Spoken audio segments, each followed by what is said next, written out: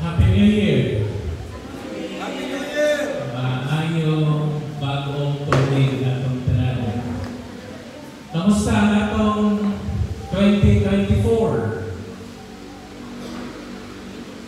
Why response?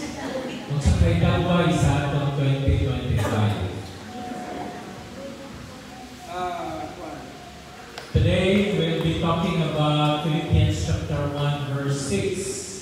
Confident in God's faithfulness. Lahi ang confidence, lahi isa ang confident. And I'm using this title, Confident in God's faithfulness.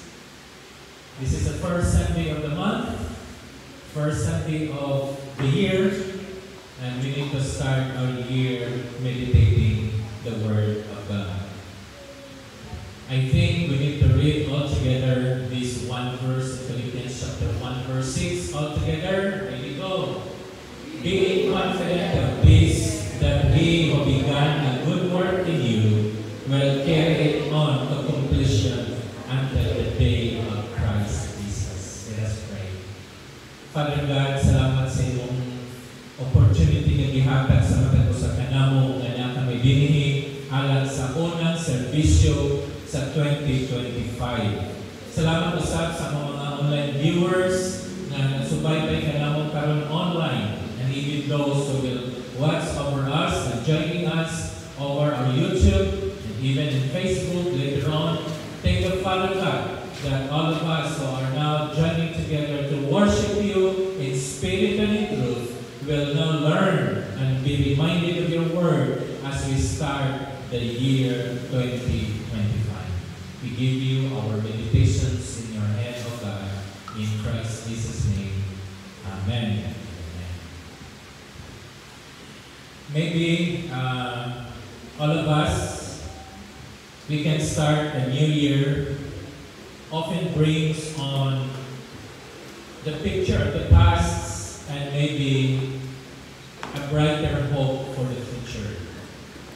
Daghan nato nga maguna-una nga unsa kaha ang 2025, we will look back the 2024. Nang usahay we can reflect, especially during our anniversary, unsa kaha ang atong kaugmaon kung ang gibuhat sa Ginoo in the past year ingon niini. And sometimes many of us will face uncertainties and even the unfinished goals in 2024 and facing the 2025 challenges. Wa gyud ta makahibalo sa unsay mga paghitabo ug ngano nahitabo to sa 2024 unya ini 2025 unsa nakahapon.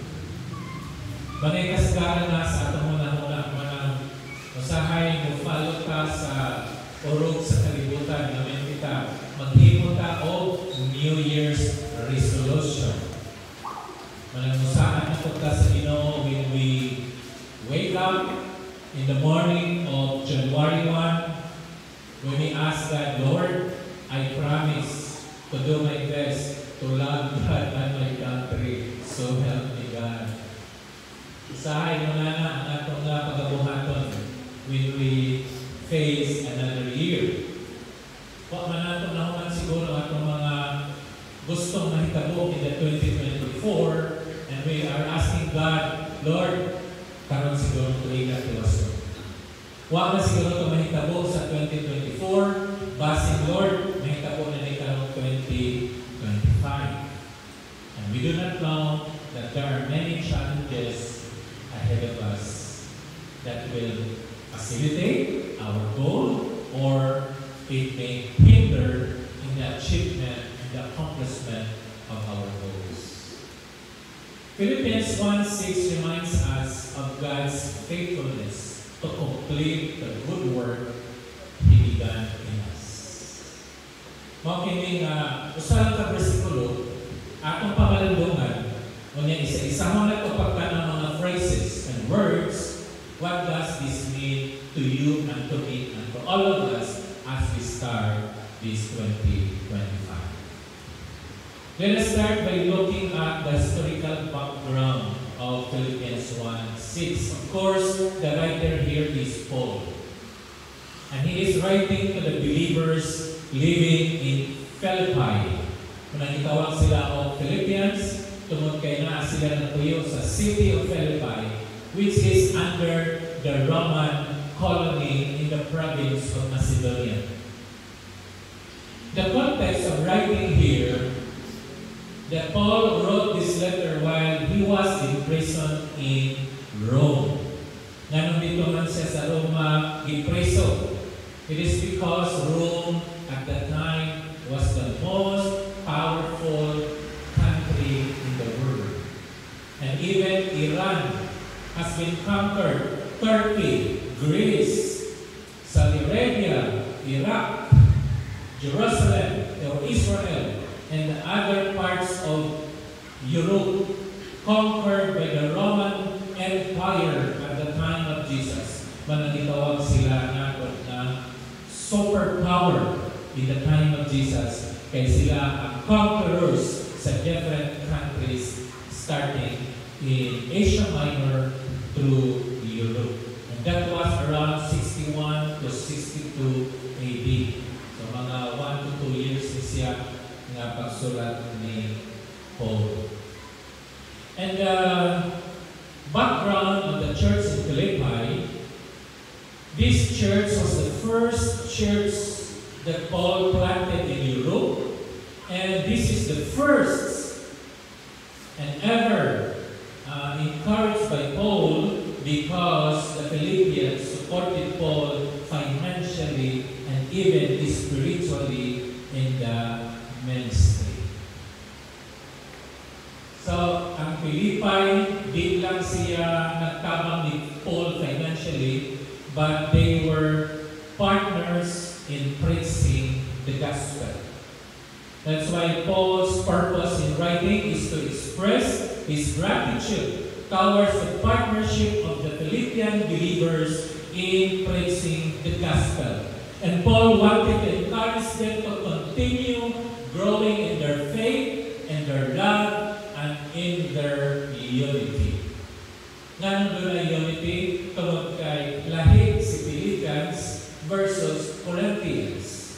Although they belong in the province of Macedonia, and yet lahi si Philippians, lahi po si Corinthians. Dinhi sa Philippians na ang unity, na ang love and faith that grows together. Mga naging-partner sila sa trabaho ni Pablo. Wherever si Pablo malataw for the preaching of the gospel, the Philippian believers contributed to support the work in the ministry. Marang na niyo si Pablo, I am confident in our verse, yan siya, being confident of this, he that began a good work in you will carry it on to completion until the day of Jesus Christ. What does it mean? Tanaw nato ni siya in a grammatical and theological insights. Usa na versikulo, and yet there are 4 truths that we can discover as we digest and meditate this verse. Number 1, si Pablo, being confident of this. What does this mean?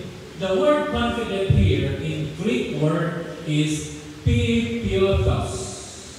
Pipiotos in Greek, which indicates deep assurance or full persuasion. Managili siya confidence, but confident. Because confident means a deep assurance. Doon na kay assurance sa mga butang na maabot diha kanila.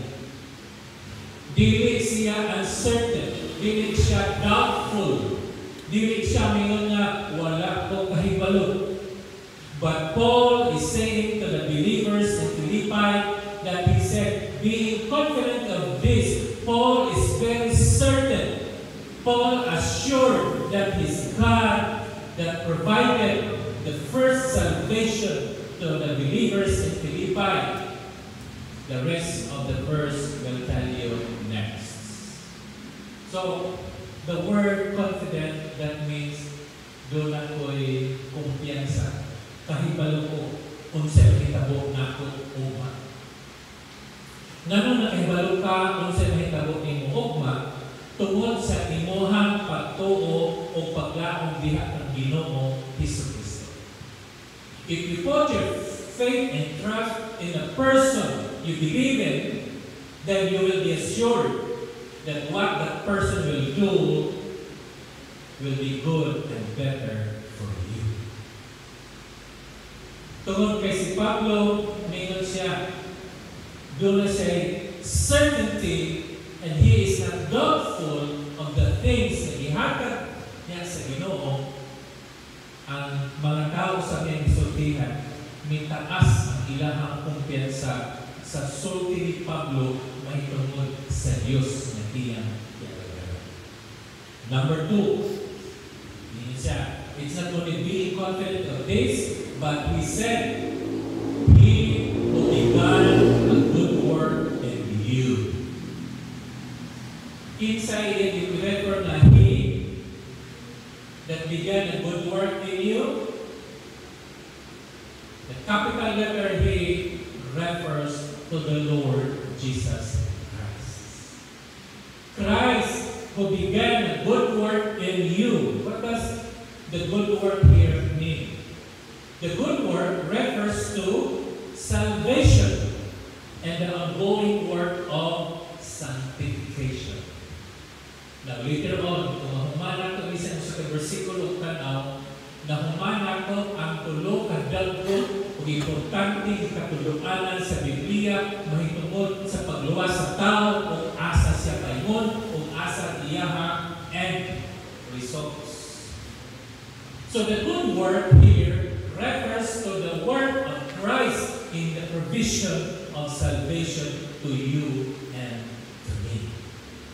He said, He who began, so nasugdan, wala pa maman, nasugdan, ano sa isugdan? Gitamnan, gibutangan, o gihatagan, o kaluwasan, o kinakaluwasan. Mo trabaho ni siya tungod kay nasugdan pa. O kinsay nag-initiate sa pagsugod? It is God, the initiator of the good work, and not you or me. Mosulod ang usa ka katuluanan sa iglesia nga kung ang tao moduol sa Dios, when man run to God, then God will run to man and meet together at the middle. Unless ang tao moduol sa Dios, unless ang tao moadto sa Ginoo modawat kaniya, ang Ginoo dili mohatag o kaluwasan kaniya. Mao kana ang kasagaran nga atong nahibal-an, atong nadumog sa mga radyo, apan ang bersikulo na ingon, He who began a good work in you. Kinsay nagsugod? Kinsay naguna? Kinsay nahatag? He, ang Diyos. So it is God that initiates dili ang tao. Kaya ang kasagaran, mag-ingon, kung dili mo lihok ang tao, dili siya tabangan sa Diyos. Lihok tao ang tabangan ka sa Diyos. Mao ka na ang sulti sa kalibutan. Mao ka na ang sulti sa dautan. Kung kaya sulti din sa Biblia, ang Diyos mo'y nang sugod o trabaho. Dili ikaw, dili ako, dili si pastor, kundi ang Diyos mismo mo'y nagsugod sa trabaho. He initiated something in us so that we can respond to accept Him. But pasabot in the process of salvation, ang Diyos una mao'y nagtrabaho nato because we are dead in our sins. And being dead, we cannot do anything. Maski sa pagsulti, wala. And we remember the three parts of man to be clear. Parang nagsabuta siya namatay. Man composes of three parts: the body, the soul, and the spirit. When Adam and Eve disobeyed God, God reminded them when they disobeyed Him, they will surely die. Ikaon ni Adan at Eva ang prutas. Yun ang Diyos, patay ka. Kung sa may namatay niya, namatay ba yung lawas? Wala. Namatay ba yung kalat? Wala. Namatay ba yung grace na namatay ang iyahang Spirit, or the presence of God, the holiness of God, na wala sa tao. Walang nahimulang ang tao sa Diyos o ang tao nangita sa Diyos. Why nahimo ang Espiritu? Kinsa may ni-connect sa Spirit of God. Kinsa ni-connect sa Diyos sa pati sa tao. Ang iyabang lawas, dili. Ang iyabang kalat, dili. Ang iyang Espiritu. How can you connect to God if your spirit is dead? God initiated to let this dead spirit to be alive. Kaya kung mabuhi na siya, pwede na siya ngayon, Lord, I will accept you as my Lord and Savior.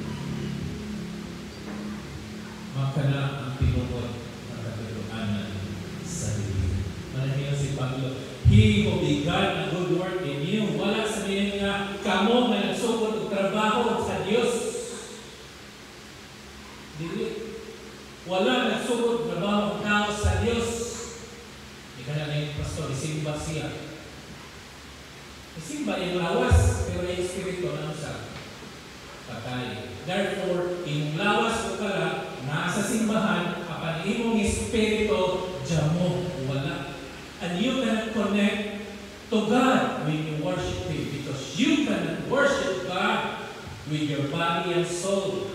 John says, they that worship God will worship in spirit and in truth. Therefore, bisag kada na katuwa sa simbahan, and yan imong espiritu wala pa makabaton sa kaluwasan o pagbuka. Wala o walay hinungdan ang imong pagkanto sa simbahan. So sa akin ang mga pastor, let God works first in you. Hangtod na ang Diyos dili mamuha sa imong kinabuhi. You cannot connect yourself to God. When you listen to this message, God is now working in you. And because God works in you, you can say to God, Lord, I will accept you as my Lord and Savior. Third, truth in this verse. He said, being confident of this, that He who began a good work in you, what will He do? Will carry it on to completion.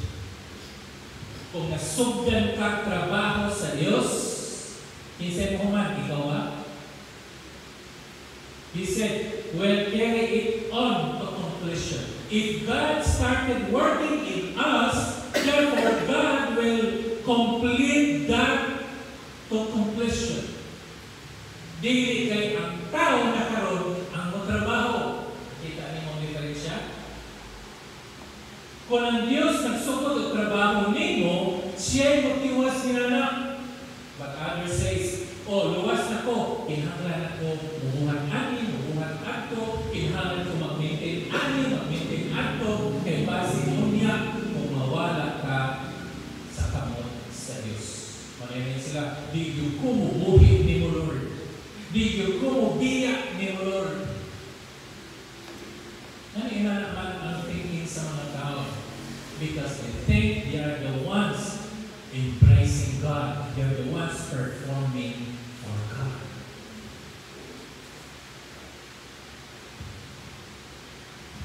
The Greek word for carry it on to completion, it means to bring to a perfect end or to fulfill completely. Wa pa day ka makumplito kaluwas, pastor.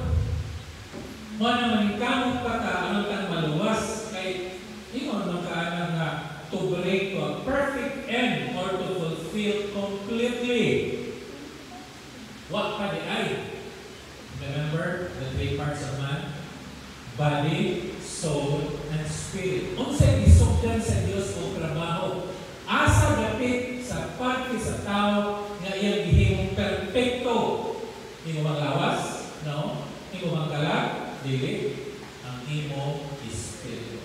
Nagsugod ang Dios sa pagpanglihok dinha sa atong espiritu, and espiritu nga namatay iyang gibuhi aron kita makakomunicate ngadto kaniya. Unahin siya, ako ning tiwason, ako ning humanon, I will complete it to the end. Masa may iwa makumplito? Ang imo pangkalag na sili mo na nagdarutan, ang imo hang ibati, na usahay masubok pa ka, ang imong mga buhat, na dili pa maayo, na luntok ka pa, imong lawas na masakiton pa, mga imo kumplitohon sa Diyos. Nagsugod ang Diyos sa pagpamuhang hindi sa atong espiritu. Manang ikaw karon igsuon nasugda na sa pagkabalaan ng imong espiritu, tiwason na niya ang imong kalag o imong lawas, moabot ang panahon na iyang kumplitohon. Manang karon ana kita sa proseso nga gitawag og sanctification. O pasabot gibalaan sa Dios nga law ang imong kalag, dili lawas, gibalaan sa Dios imong kalag, adlaw, tuig, hangtod moabot sa katapusan. Manang ang mga tao na ignoramos, masulti siya nimo o Christian naman ka, ano ba naman ang makagdaonan? Christian na ka, ngayon makahimo makagdaonan. Because dito, kung Christian na ka, na nakikita, sulod mo kasing-kasing, dili na yung pagkasala, manang pinanglan ka magtuol sa pulong sa Diyos. Ang iyong espiritu, di na makasala. Kung di na yun, may perno. Kapag imo mo na napas kalimutan, mag-una pagkalimutan. Muna struggle ka. The real struggle sa tanang mga Kristohanon naa sa atong ulo. Gusto ka nga musimba, pero kapay inyong lawas. Kung tayo isa sa versikulo, the spirit is willing, but the flesh is weak. Pinarang kabuk na rin ba karon? Asa na inyong lawas? Ito apa sa bed? Mag-online lang po, pastor, ibutan ng cellphone sa bed, kanya mamina lang po. Ako si Papoy. Okay, kapoy man si Hawid, ibutan na sa kilid. O di ba, ito lang yung misa. Ano makakita si pastor, nag-online man si Tuan.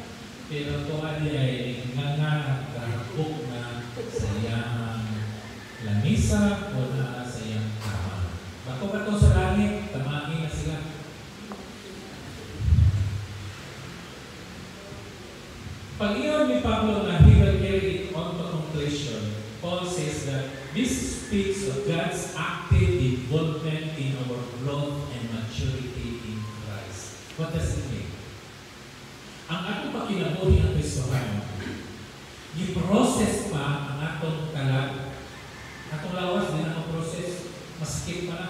Ang i-process sa sanctification, atong kalag, atong unang-una, atong pagbati, atong gihap, atong mga buhat, kada adlaw, gitrabaho na sa Dios. Ang Dios na nagsugod o luwas sa imong espiritu, siya po nagsugod o trabaho na usbon ang the way you think, the way you speak, the way you feel, the way you do things. Ang Dios ay mahimo niya na dili ikaw. Manabisa, usahan pa niyo promise to do my best, ngayon ka, duwa, tanduay na lang. Di na ko musigarilyo kalima, usa na lang. Di na yun ko, uban pa, di na ko. Pastor, maningkamot yun ko, nga manindot, matulkid na ang pinabuhi karong 2025.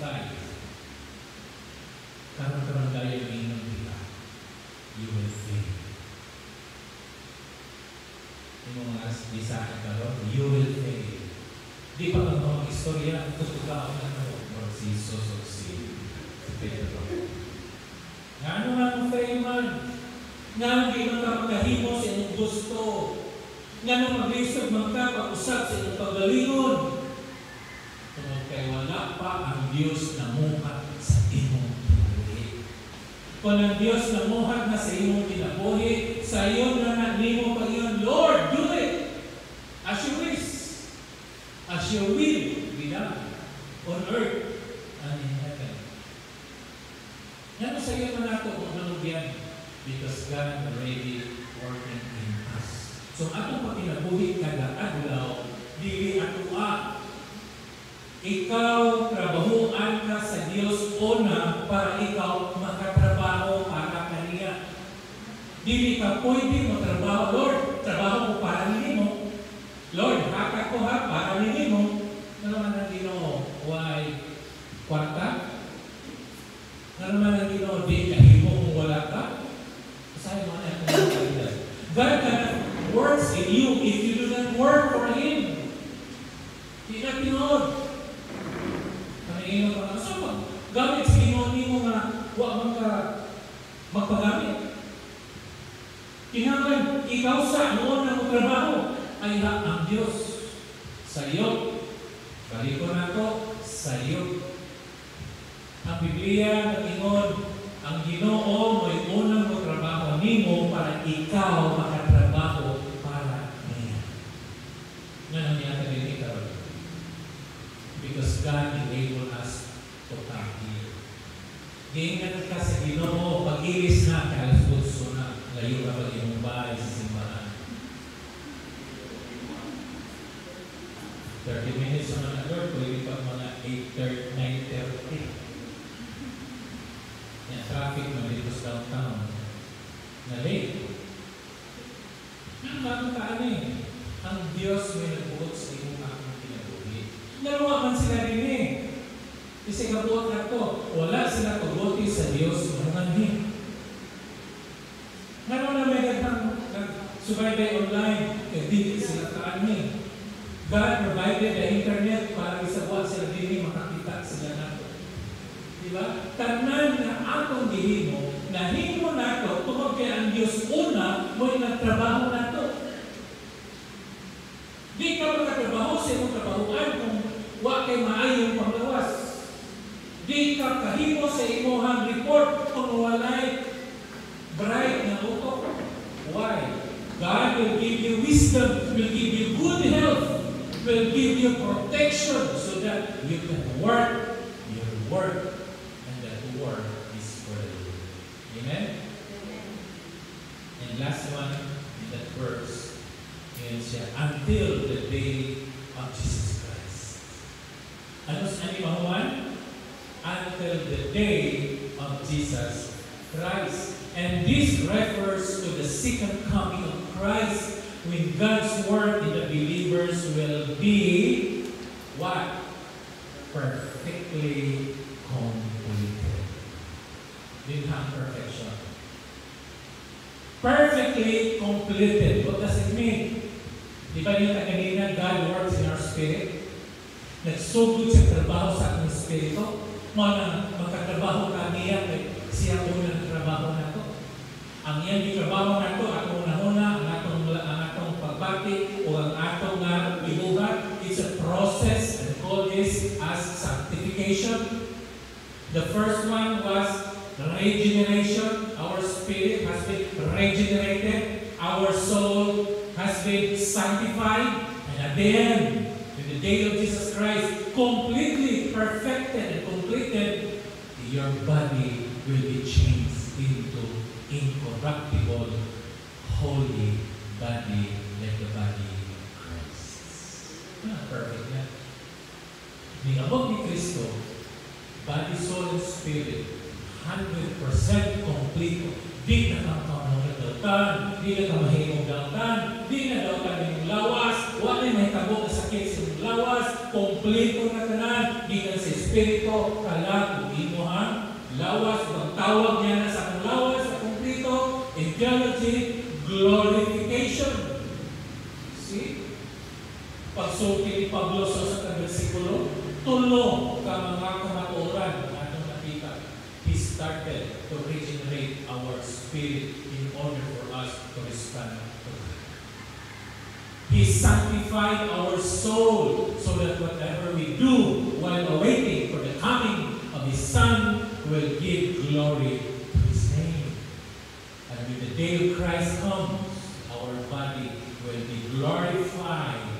Manangkining tanan, mahimo siya na perfected in the day. What are the key lessons that we learn and we will be learning and we will do it in the year 2025? Number one, let's start the year with confidence in God's faithfulness. Confidence, this means that we put our trust in the faithfulness of God. Confident means we are assured of the faithfulness of God. Maliwanag ka rin na meaning sa confident and confidence. Confident ka tungod kay naa ang pagkamatinumanon sa Diyos. Now, our lessons, we should be putting and starting the year with confidence. Putting our trust and faith that this faithfulness of God will continue until the day of Jesus Christ. We need to begin the year with prayer and surrender, trusting God to guide every step of the way. Begin with Proverbs 3, 5, and 6. Trust in the Lord with all your heart and lean not on your own understanding. Ayan yun. Kung sa may tabot mo karong 2025, ang bot kaha, kung sa may tabot, dili. Uncertainties na. Kung meron mo ka na nato, kung sa iyong tanaw karong 2025, we look at 2025 better than before. Ganun better siya. Mas better pa karon kaysa niyagi. Kung daghan ang nadawat sa 2024, daghan ang dawatonon sa 2025. What's your assurance? The faithfulness of God. Wala mo saan ang Ginoo nga ikaw iyang naguton. Wala ka saan ang Ginoo nga ikaw kuban o kaldero. Apan ang Diyos nagsaan na dili ka mga tumoy, dili ka mga iko, kundi ikaw ang modo, ikaw ang kinaunhan, ikaw ang kinagapabor sa tanan, nang ikaw ang kinagtsarito, blessed and highly favored. Lesson number 2, let us stay committed to spiritual growth. Just like sa taga-Philippines, na partnership sila with Paul in the preaching of the gospel. God is in partnership with us in the process of our sanctification. Kung sa may partnership sa Ginoo, siya mo ng trabaho, ayaw sa trabaho. Ikaw sa trabaho sa Diyos. Ayaw sa hakap, pagkaan sa kasi Ginoo na. Ayaw pagpaningkamot, kaya hakagan kagusok si Ginoo. Ang tanan nagsugod diha sa Diyos. Kung nun sa imong inangan dito, unahan ka dili. Kung gusto ka mahimong panalangin, panalangin ka sa Diyos una. Kung gusto ka o mahimong kang usa ka tao nga leader, himuon ka nga leader una sa Ginoo. Para ligawas ng mga dito, ang mga tao mingon, siya o ang leader. Lagi-lagi lang sa butang, lang siya. Siya lang mo, kaya walang okay ni siya. Nalang kasagalan sa ito mga alam ng Kristohanon, mga leaders man dito sa sikular. Nga ng mga bright man, it's siguro 99% pinapagay Individually, pakasalunan ikaw kay Christian man. But largely, di katatulan nga nung excel man ang mga bata sa anak sa Diyos. Wow. Mapatama pa na na? Gimol taon na ginitan na. Itagahan ka kaalang ginitan na. Aron tamaw ka masamang pagdang limong mga anak. Aron himo sila kapuslanan sa Pilipinas. Kaya hindi na right mo. Ako mo na ikuan. Ako, grabe ko. Ayaw ka ako nila. Demonyo na. Ako, kami. Demonyo na. Ayaw ako na right mo. Liwat sa amahan. Liwat sa inahan. Ikaw pa mo ko. Ikaw po wala akong anak. No. Ascribe to the Lord everything ay hihimo nimo.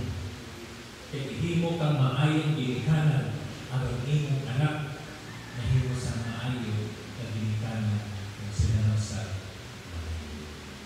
Katapusan.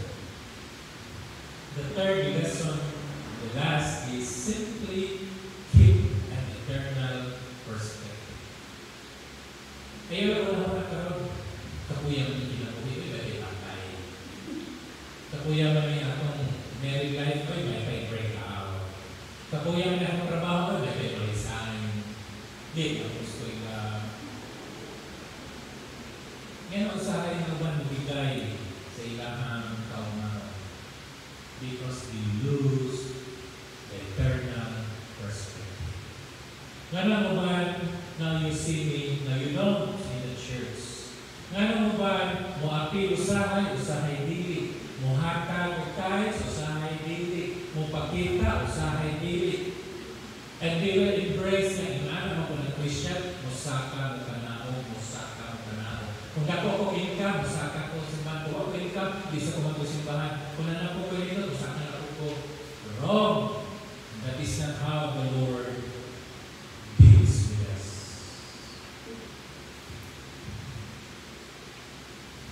Keep your perspective on eternity. Ini atong gihimo, yun ang eternity. This is just a temporary place. Kini atong gihimo nga person worship, magbasa ko sa Ginoo, mag-guide sa Ginoo, preparatory na din sa atong eternity, nga dito way mono, wag na kapoy, wag na mayroon nga, the spirit is, the spirit is willing, but the flesh is weak. Diyan mo na. Di na ka magunahuna, kung sa imo na hunahon, mo ang pagkagay sa bulit ng mga Diyos. Why kapoy? Why hunahuna kalautan? Why doubts? Why uncertainties? Tagan realities when we will be with the Lord forever. Because in Christ, we are complete. All together? In Christ, we are complete. Amen? Amen. Well,